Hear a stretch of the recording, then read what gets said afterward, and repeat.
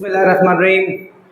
Dear students, exercise 4.1 lecture number 5 के और question number 16 के साथ सर अंजुम टीस के प्लेटफॉर्म से अंजुम मजीद ख्वाजा हाजिर खिदमत है।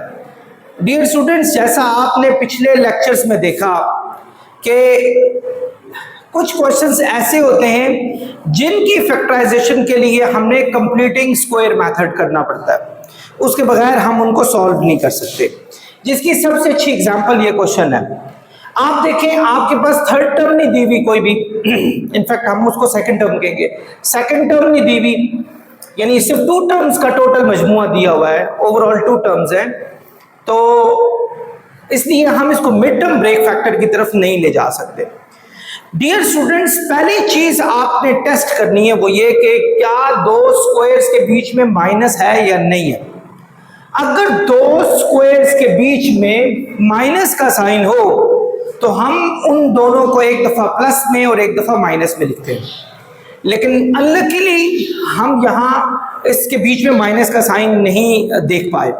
इसका मतलब है कि हम इसको किसी और प्रोसेस से सॉल्व करेंगे। वो तमाम मेथड जो मैंने आपको लेक्चर नंबर 4 में बताए थे उनको हम बरूए कार लाएंगे। डियर स्टूडेंट्स, देखें 4x4 को हम 2x स्क्वायर का स्क्वायर भी कह सकते हैं। 4 का स्क्वायर 2 का स्क्वायर 4 होता है, x के स्क्वायर का स्क्वायर x4 होता है। बिल्कुल, अगर हम 256 की फैक्टराइज करें, आप फैक्टराइज करके भी स्क्वायर फाइंड आउट कर सकते हैं, तो ये 16 का स्क्वायर बनता है। 16 are 256 और ये y स्क्वायर का स्क्वायर बनेगा, तो हम ये लिख सकते हैं कि ये इसका होल स्क्वायर है। जी बच्चों, हमारे पास दो प्लस में स्क्वायर आए, बीच में माइनस का साइन नहीं है, हम इनको एक दफा प्लस में और एक दफा माइनस में नहीं लिख सकते। हम यूं करेंगे जैसा आपको लेक्चर नंबर 4 में बताया कि हम इनके फॉर्मूला को कंप्लीट करेंगे 2ab। चूंकि ये काम हमने अपने पास से किया, because when we open all these you gonna get these things plus this one. इसको ओपन करेंगे ये आएगा, इसको ओपन करेंगे ये आएगा, लेकिन जब हम इसको ओपन करेंगे एक एक्स्ट्रा टर्म हमारे पास आ जाएगी। तो जो काम हमने किया है एक्स्ट्रा वो हम माइनस करके मैथमेटिक्स के रूल्स को फॉलो करते हैं कि जो चीज हम अपने पास से ऐड करेंगे हमें वो चीज वहां से सब्ट्रैक्ट भी करनी होगी। डियर स्टूडेंट्स, जैसा कि आप देख रहे हैं a square plus B square plus 2ab, यानी ये वाला a square plus B square plus 2ab a plus b के होल स्क्वायर के इक्वल होता है। ये पूरा हमने a कंसिडर करना है और ये पूरा हमने b कंसिडर करना है, तो ये होगा a प्लस b के होल स्क्वायर के, और ये होल स्क्वायर इतनी चीजों को अपने अंदर सम अप कर गया। a square plus B square plus 2ab a plus b के होल स्क्वायर के इक्वल होगा। मूव करते हैं, 16 2s are 32 को जब हम 2 से मल्टीप्लाई करेंगे तो हमारे पास 64x स्क्वायर y स्क्वायर आ जाएगा। बिल आखिर बच्चों, हम माइनस का साइन लाने में कामयाब हो गए, लेकिन हमने ये चीज चेक करनी है कि माइनस के साइन के इस साइड पे भी स्क्वायर वाली वैल्यू होनी चाहिए, उस साइड पे भी स्क्वायर की वैल्यू होनी चाहिए। ये तो पूरे का पूरा स्क्वायर है, ये देख ले। हम इस पूरे को a कंसिडर कर लेते हैं, a square minus it should be b square. Check करते हैं ये किसका स्क्वायर है।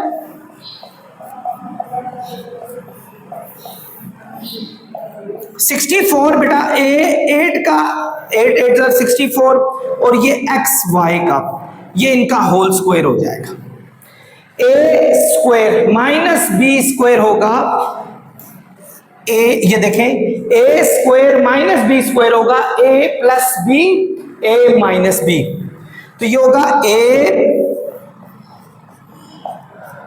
Plus b into a minus b। ये जरूरी है कि एक दफा उसको डबल चेक करें कि क्या कोई चीज आपकी कॉमन निकल रही है आई एम सॉरी, क्या ये फॉर्मूला दोबारा आपका लग रहा है? नहीं लग रहा। वैसे मुझे स्टार्ट में ही 4 को कॉमन भी निकाल लेना चाहिए था, लेकिन अगर ऐसा आप ना कर सकें तो नीचे जाके भी इस अपनी गलती को सुधार सकते हैं। जैसा आप देखें, इन सब में से 2 कॉमन निकल रहा है और इन सब में से भी 2 कॉमन निकल रहा है। जब हम यहां से 2 कॉमन निकालेंगे और यहां से भी 2 कॉमन निकालेंगे, यानी कि मैंने दोनों से 2 कॉमन निकाला है, यहां बच जाएगा x square, 2 8 are 16, 8y square और 2 4 are 8, 4xy रह जाएगा। सेम जब 2 यहां से कॉमन निकालेंगे, x square plus 8y square minus 4xy होगा। इसका बेहतर मेथड यही होता है कि शुरू में इसको चेक कर लिया जाए, लेकिन बहरहाल देर आए दुरुस्त आए, कुछ फर्क नहीं पड़ता। 2 2 are 4 हो गया। थोड़ा इसको तरतीब से भी लिख सकते हैं, एक्स स्क्वायर प्लस 4xy, इसको पहले लिख लें डिसेंडिंग ऑर्डर में, और बिल्कुल इसको भी आप पहले लिख लें, ये वाली चीज। स्टूडेंट्स, क्वेश्चन नंबर 17 पे देखते हैं। आपके ये सामने क्वेश्चन दिया है, लेकिन ये इसका ऑर्डर बिल्कुल ठीक नहीं है। अगर हम चाहें तो पहले इसको डिसेंडिंग ऑर्डर में लिख लें। वैसे आप ऑर्डर के बगैर भी इसको सॉल्व कर सकते हैं, लेकिन बहरहाल मैं एक प्रॉपर चैनल से चलना चाहता हूं। आप एक्स स्क्वायर को पहले लिखें, फिर एक्स की वैल्यू लिखें और फिर 12 लिखें। डियर स्टूडेंट्स, हमें ये बात चेक करनी है कि ये किसका स्क्वायर है और ये किसका स्क्वायर है, लेकिन आपके सामने ये दोनों किसी का भी स्क्वायर नहीं है। तो एक अगर आपके पास क्वाड्रेटिक इक्वेशन लिखी हुई हो, ये क्वाड्रेटिक इक्वेशन है जिसकी डिग्री 2 होती है, तो आपने ये भी चेक करना होता है कि क्या इसका मिड टर्म ब्रेक फैक्टर बन रहा है, नहीं बन रहा। मिड टर्म ब्रेक फैक्टर का मैंने बड़ा अच्छा सा रूल बताया था कि आप फर्स्ट टर्म को और लास्ट टर्म को वैसा ही लिखने देते हैं, यानी इस चीज में किसी किस्म की कोई जो है वो अमेंडमेंट्स नहीं करते, साइन समेत वही वैल्यू लिखनी होती है। सेंटर वाली टर्म -7x है, आपने इस -7x को ऐसे ब्रेक करना है कि उन 2 टर्म्स में ब्रेक करना है कि इन 2 टर्म्स को अगर आपस में मल्टीप्लाई किया जाए तो इसका प्रोडक्ट आए, इसका प्रोडक्ट, इनका प्रोडक्ट क्या है 12x स्क्वायर, और अगर प्लस या माइनस किया जाए तो -7x आए। तो बच्चों, इसका मैंने इस लेक्चर नंबर 3, 4 इनफैक्ट 2 में भी मैंने बताया था कि आप इस 12 को जो प्रोडक्ट से ली हुई वैल्यू थी उसकी फैक्टराइज करते हैं। 2 6 are 12, एक ले लेते हैं 2, एक ले लेते हैं 6। हमें पता है कि 2 और 6 को ऐड करने से 7 नहीं आता, 8 आता है, मल्टीप्लाई करने से वही चीज आएगी। चूंकि ये 8 आता है, ये तो हमारी रिक्वायरमेंट ही नहीं है, हम इसको मजीद आगे सॉल्व करेंगे। 2 3 are 6, अब 2 2 are 4, 4 और 3 को चेक करें। 4 3 are 12, प्लस करने से तो 12 भी आएगा, सॉरी मल्टीप्लाई करने से तो 12 भी आएगा, प्लस करने से हमारे पास 4 और 3 7 भी आ जाएंगे। तो बिल्कुल एक 4 है, एक 3 है, ये 2 वैल्यूज हैं जो ली जा सकती हैं। एंड आई टोल्ड यू, ये वाला जो अलजेब्रिक वैल्यू है ये दोनों के साथ लगती है, और ये साइन बड़ी वैल्यू के साथ लगता है, ये बड़ी वैल्यू है, यानी -4x और ये 3x है, ये लगाना है। बट 3x के बारे में अभी तक हमने डिसाइड नहीं किया कि इसके साथ प्लस का साइन लगेगा या माइनस का साइन लगेगा। यहां आप लोगों ने बड़ी ही अपनी इंटेलिजेंस शो करनी है, और it needs loads of practice actually. अगर मैं यहां प्लस का साइन लगाता हूं, माइनस प्लस माइनस हो जाएंगे, 4x में से 3x माइनस हो जाएगा तो 1x आ जाएगा, जो कि ये नहीं है। अगर मैं यहां माइनस लगा देता हूं, माइनस माइनस प्लस हो जाएंगे, साइन बड़ी वैल्यू का लगेगा, 4 और 3 7 हो जाएंगे, 7x आ जाएगा। लेकिन एक हमने एक और मेक श्योर भी करना है कि इन दोनों का प्रोडक्ट क्या प्लस का 12x स्क्वायर आ रहा है या नहीं आ रहा। अच्छा, अब देखें, इनको मल्टीप्लाई करें, 4 3 are 12, बिल्कुल वही 12 आया, माइनस माइनस प्लस हो गए। सो बिल्कुल हमें बच्चों वही चीजें आ रही हैं जो हमें चाहिए थी। तो इसका मतलब है हमारी ये 2 वैल्यूज बिल्कुल सही स्पॉट पे लगी हैं। उसके बाद मिड टर्म ब्रेक का रूल होता है कि पहली 2 वैल्यूज में से कुछ कॉमन ले, x कॉमन आ रहा है ऑब्वियसली, यहां बच जाएगा x और यहां बच जाएगा 4। यहां 3 कॉमन आ रहा है, यहां बच जाएगा x, चूंकि माइनस कॉमन लिया है, माइनस के कॉमन लेने से अंदर का साइन भी चेंज हो जाता है, तो यहां भी -4 आ जाएगा। 3 4 12 ये आ गया। अब आप देखें इसमें से और इसमें से x -4 को आप बाहर कॉमन निकाल सकते हैं, ये आपने बाहर कॉमन निकाल लिया, तो इस टर्म में जब x -4 निकल जाएगा तो यहां x बच जाएगा, और इसमें से जब x -4 निकलेगा तो 3 बच जाएगा। सो बच्चों हमारा सॉल्यूशन फैक्टर्स ये आ गए। स्टूडेंट्स क्वेश्चन नंबर 18 की तरफ मूव कर रहे हैं। आप देख सकते हैं ये तो स्क्वायर है x का, लेकिन ये किसी का भी स्क्वायर नहीं है। सो बच्चों हम स्क्वायरिंग वाला मेथड नहीं लगा सकते। अगेन हम मिड टर्म ब्रेक की तरफ जाएंगे। हमारे पास इन दोनों को जब मल्टीप्लाई करें तो हमारे पास आता है 8x स्क्वायर प्लस 8। तो डियर स्टूडेंट जैसा आपको पिछले लेक्चर में और बल्कि पिछले क्वेश्चन में भी आपको ये बताया गया कि मिड टर्म ब्रेक आपने मिड टर्म की करनी होती है, बाकी जो आपकी राउंड में वैल्यूज होती हैं वो इसी तरह लिखी जाती हैं। इसको 2 टर्म्स में आपने स्प्लिट करना होता है, और ऐसे स्प्लिट करना है कि 2 वैल्यूज जिनको प्लस या माइनस किया जाए तो -9x आए, और अगर मल्टीप्लाई किया जाए तो 8x आए। तो बच्चों इसका एक बड़ा सिंपल सा मेथड मैंने बताया था कि आप 8 की फैक्टराइज करेंगे, 8 की फैक्टराइज करेंगे। 8 की फैक्टराइज 2 4s are 8 अगर आप करते हैं तो 2 और 4 को प्लस करने से हमारे पास 6 आएगा, 9 नहीं आएगा। हम मजीद 2 2s are 4 करते हैं, अगेन 2 2s are 4, 4 और 2 को अगर ऐड करें 6 आएगा, माइनस करने से 2 आएगा, 9x नहीं आ सकता। तो मजीद हम इसको फैक्टराइज करेंगे, 2 1s are 2। आप देखें 2 2s are 4, 4 2s are 8, 8 और 1 को चेक करें। तो बच्चों अगर 8 और 1 को चेक करें तो हमारे पास ये 9 आ रहा है। सो हमें पता चल गया एक वैल्यू 8 होगी और एक वैल्यू 1 होगी, और मैंने ये बताया था कि ये x अलजेब्रिक वैल्यू दोनों के साथ लगती है, और ये वाला साइन हमेशा बड़ी वैल्यू के साथ लगता है। इस साइन का आपने डिसीजन अकॉर्डिंग टू सिचुएशन करना होता है। अगर मैं इस जगह पे भी प्लस का साइन लगाऊंगा तो माइनस प्लस माइनस हो जाएगा, 8 में से 1 गया 7 आ जाएगा, 9 नहीं आएगा। तो अगर मैं माइनस का साइन लगाऊंगा माइनस माइनस प्लस हो जाएगा, तो 8 और 1 हो गया 9, साइन बड़ी वैल्यू का लगेगा। लेकिन अगर हम इनको मल्टीप्लाई करते हैं तो यही 8x स्क्वायर आ जाता है। सो बच्चों ये सॉल्व हो गया। इन दोनों में से देखिए क्या कॉमन निकल रहा है, इन दोनों में से x कॉमन निकल रहा है। जब आप x कॉमन निकालेंगे यहाँ x बच जाएगा और यहाँ 8 बच जाएगा। यहाँ आपका कुछ भी कॉमन यानी 1 कॉमन निकला, जहां कुछ भी कॉमन ना निकले वहां 1 निकाला जा सकता है। जब आप माइनस का 1 कॉमन निकालेंगे, माइनस कॉमन निकालने की वजह से अंदर के साइंस भी हमारे चेंज हो जाएंगे। सो बच्चों इसमें से और इसमें से देखें ax -8 कॉमन आ रहा है और बाकी x -1 बच जाएगा। सो बच्चों ये हमारे रिक्वायर्ड फैक्टर्स हैं। डियर स्टूडेंट्स क्वेश्चन नंबर 19 की तरफ मूव करते हैं। आप देखें आपके पास 10z स्क्वायर -29z प्लस 10 दिया हुआ। अगेन हम ना ये किसी का स्क्वायर है ना ही ये किसी का स्क्वायर है। हम एक काम कर सकते हैं कि इन जो साइडेड टर्म्स हैं उनको वैसे ही लिखेंगे और जो मिड टर्म है उसको 2 हिस्सों में ब्रेक करेंगे। ऐसे ब्रेक करेंगे कि 2 वैल्यूज जिनको प्लस या माइनस किया जाए -29z आना चाहिए, और अगर मल्टीप्लाई किया जाए तो 100z स्क्वायर आना चाहिए।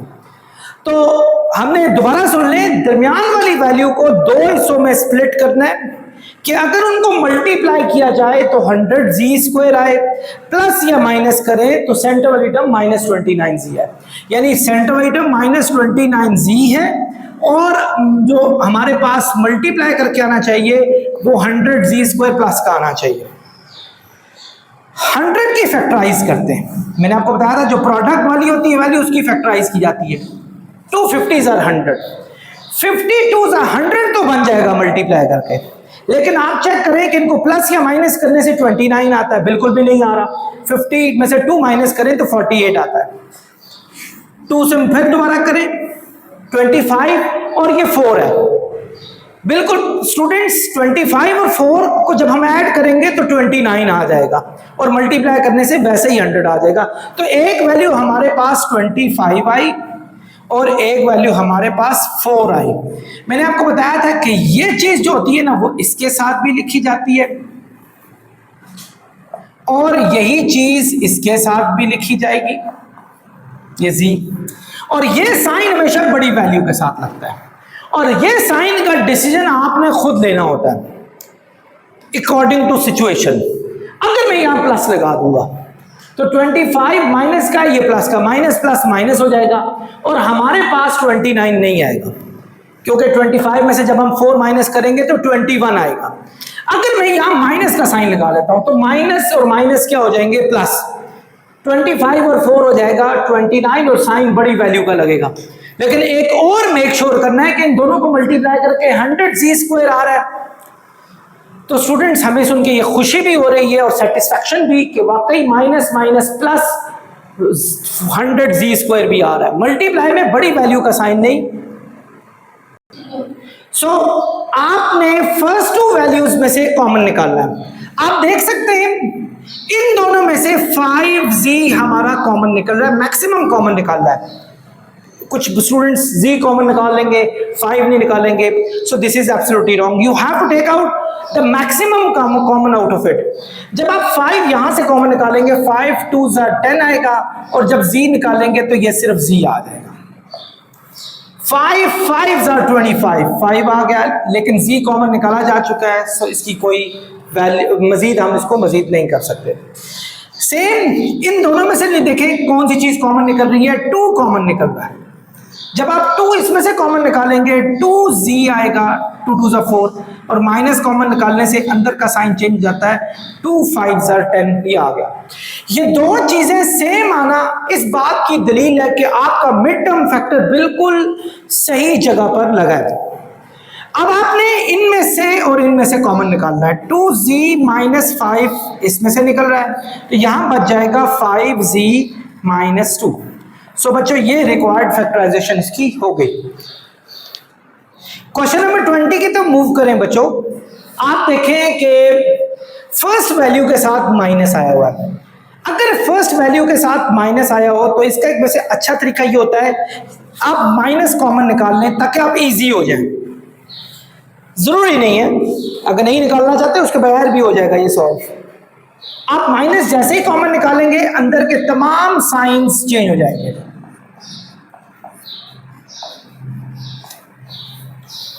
जी स्टूडेंट्स, अब हमने इस पे मिड टर्म ब्रेक फैक्टर लगाना है। ये माइनस बाहर है, फर्स्ट वैल्यू और लास्ट वैल्यू को हम इसी तरह लिखने देंगे।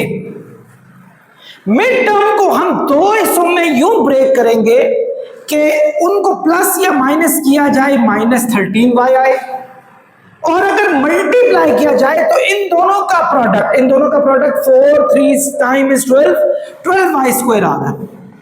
प्लस या माइनस करने से -13y, मल्टीप्लाई करने से 12y² आना चाहिए। और I told you many times कि आप इस 12 की फैक्टराइजेशन कर लें। 2 6 12, 6 और 2 को चेक करें, बिल्कुल नहीं बन रहा। 6 2 8 होते हैं, 13 नहीं आ रहा। 2 3 6, 2 2 4, 4 और 3 को देखें, बिल्कुल भी नहीं आ रहा। 4 3 7 होते हैं, 4 में से 3 माइनस करें तो 1 आता है। मजीद आप 3 से करेंगे, 3 1 3, 2 2 4, 4 3 12, 12 और 1 को चेक करें। यस, अब बन रहा है, यानी 12y ये वाली वैल्यू लगेगी और 1y ये लिखा आपने, और ये साइन हमेशा बड़ी वैल्यू के साथ लगाना है और ये साइन आपने डिसाइड करना है कि क्या लगाएंगे। अगर मैं यहां प्लस लगाऊंगा, माइनस प्लस माइनस हो जाएगा, तो 12 में से 1 गया तो 11 आएगा, तो आपका 13 नहीं बन सका। मैं अगर माइनस लगाऊंगा तो बिल्कुल सही बात हो जाएगी, माइनस माइनस प्लस हो गया, साइन बड़ी वैल्यू का लगेगा, 12 और 1 हो जाएंगे 13। मोर ओवर आपने इसका प्रोडक्ट भी चेक करना है, minus minus plus 12y 12y², बस यही चीज हमारे पास आ रही है। अब हम क्या करेंगे बच्चों, इन दोनों में से देखें क्या चीज कॉमन निकल रही है। इन दोनों में से 3y कॉमन निकल रहा है, जब 3 इन दोनों में से और y दोनों में से निकालेंगे तो यहां बच जाएगा y, 3 4 12, यहां बच जाएगा 4। बिल्कुल इसी तरीके से जब आप यहां से, चूंकि इन दोनों में से कोई भी कॉमन नहीं निकल रहा, और मैंने बताया था कि जब कोई भी कॉमन नहीं निकल रहा हो 1 आप कॉमन निकाल सकते हैं। माइनस का कॉमन निकालेंगे, अंदर के साइन भी चेंज हो जाएंगे। अब उसके बाद हमने इसमें से और इसमें से ढूंढना है क्या चीज कॉमन आ रही है।